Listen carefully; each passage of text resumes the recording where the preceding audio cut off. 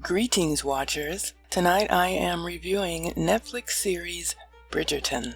First, this is a spoiler-free review and analysis. For those who have not watched it, I will be giving my opinion on if you should. For those who have watched it, an in-depth spoiler-laden prose is not needed. I am sure you have made up your minds about the series. When I first heard of the series, being produced by Shonda Rhimes, I thought of her series Scandal, full of sex and intrigue. I will say that Bridgerton had plenty of sex. Almost too much if you ask me. The sex scenes were basically soft porn, but I guess fans of Shonda's productions are used to that by now. Bridgerton follows Daphne Bridgerton, the eldest daughter of the powerful Bridgerton family, as she makes her debut onto Regency London's competitive marriage market. Hoping to follow in her parents' footsteps and find a match sparked by true love, Daphne's prospects initially seem to be unrivaled. In today's world, you still see debutante balls and sweet 16 parties, which are remnants from this era. But I'm not going to delve into the politics of all of that, but the series does speak on it very well. The series is narrated by the elusive gossip columnist Lady Whistledown, or whistleblower. Most of the series tries to answer the question of who is she and how does she know all of this stuff? In the end of the first season, we do find out. Season 2 is already being eagerly awaited. Another feather in the cap of Queen ShondaLand. Chris Van Dusen is the creator, executive producer, and showrunner of the Netflix series Bridgerton. Van Dusen worked on Grey's Anatomy from 2005 into 2012, and although uncredited, assisted in the transformation of Grey's Anatomy into its spin-off Private Practice. He was also a producer and writer on Scandal. Bridgerton is based on the historical romance novels written by Julia Quinn, which is a pen name for the author Julie Pottinger. Although she has been on the New York Times bestseller list 19 times, she always thought historical romance novels were underrated in the world of literature. But she is now, laughing all the way to the bank, filled with pride that her work is now on the small screen in a very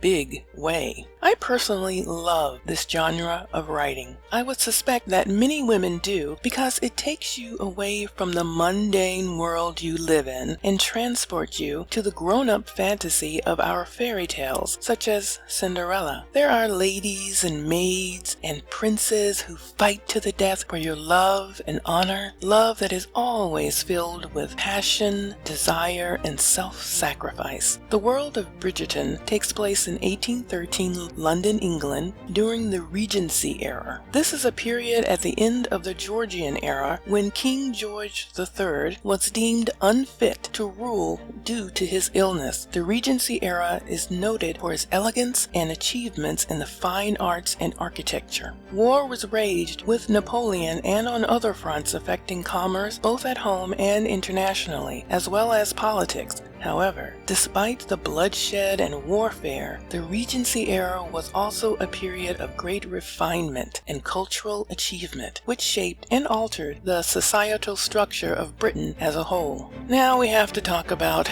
race and Bridgerton. Well, the elephant in the room is, why are all the black people there? And why are they not just servants? What's that about? Shonda Rhimes loves bringing diversity to the screen, and we love her for it. But black nobility? Bridgerton raises the question of how diverse nobility could exist during a time when most blacks and brown people in Britain were relegated to domestic work. For the record, according to romance novelist and historian Vanessa Riley, there were black nobility, even a black duke. But both the scale and level of acceptance of those people shown in Bridgerton is largely historically inaccurate. It's called Creative License, people. This is not a historical documentary. It's a TV show. So why not make it diverse? And what a great way to see black and brown people depicted as love interests, sexy, smart, and as the lead instead of the usual shuck and jive comic relief. I say hear hear, and have been saying that ever since Shonda hit the scene, so deal with it.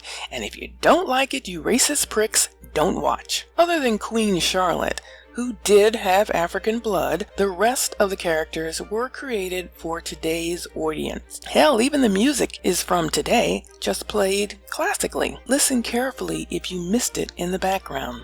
Bridgeton as compared to Downton Abbey. I am a huge fan of Downton Abbey. When I watch the full series, I usually just start it over and rewatch it again and again. I love it. It makes me calm. There was even a question brought up in a Downton Abbey Facebook fan group about the comparison. I will tell you now that the only similarities is that both series are set in England around one main family with royals and high society of that period. However, they are about 100 years apart in timeline. Bridgerton begins in 1813 and Downton Abbey begins in 1912, literally the day after the Titanic sank. Downton Abbey is at the end of that overflated lords and ladies atmosphere, and how society is drastically changing from the old aristocratic way of life, of old money, and how there's real opportunities for the working class to make fortunes of their own. Downton Abbey is more historically correct in what was occurring. Though there is lots of romance and drama, it is nothing like Bridgerton, which is very sexy and funny and a bit over the top, yet still maintains good heartfelt drama. There was not much diversity at all in Downton Abbey, even though there were blacks in the series, yet not as main characters, whereas Bridgerton is much more colorful, both literally and figuratively. They are not comparable at all to the fans of both series. Bridgerton made me think of Dangerous Liaisons more than anything, with a bit of Alice in Wonderland thrown in for good measure.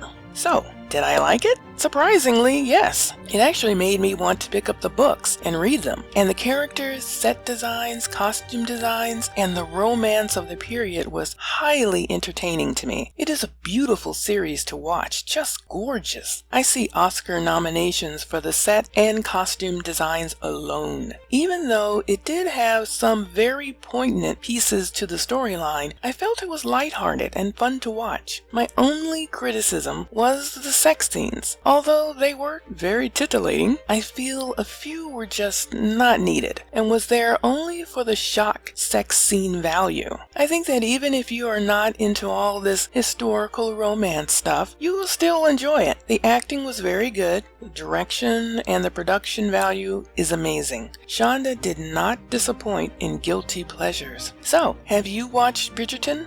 What do you think? Did you like the modernized take on the 19th century? I mean, hearing Thank You Next by Ariana Grande set to strings was super cool. Thanks for watching, and make sure to like, subscribe, comment, and share. Until next time, peace, two fingers.